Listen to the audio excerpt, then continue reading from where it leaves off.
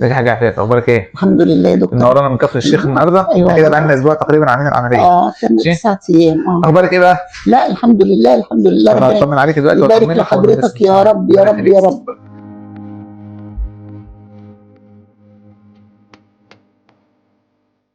ممتاز الحمد لله، كانك اصلا مش عامله عمليه والعين مقفوله. الحمد لله والله البركه في ربنا وفي حضرتك. أيوة. وطبعا الدكتور احمد يعني ربنا يبارك لك يا رب. هناك فرق شاسع. ماشي، نشوف المنظر ده ونشوف نتاكد ان في ماشي. فرق شاسع مع بعض. ماشي؟ واحده واحده. شايف العلامه دي فين؟ فوق. تحت. ايوه. شايف الكلام المكتوب ده؟ الارقام المكتوب ده كام؟ 6 انت عارف العسل الامريكي بتفرق زي ما قلت لك. 6/6. السلام عليكم ورحمه الله وبركاته.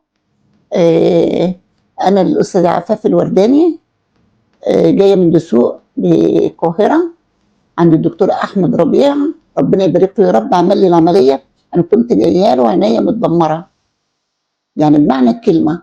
فبصراحه بفضل ربنا وبفضله الحمد لله عمل لي العمليه، والنظر دلوقتي يعني الحمد لله 100 100 من غير نظاره من غير اي حاجه. والكاست اللي معاه بصراحه كلهم قمه في الاحترام والادب.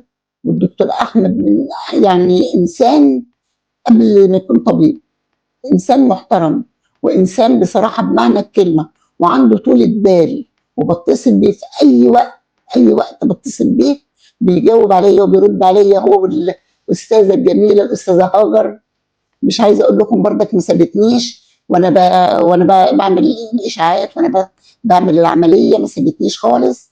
صراحه دكتور محترم جدا جدا جدا، ومهما اقول فيه مش هوفيها حقه، هو والانسه هاجر والكاست اللي معاه.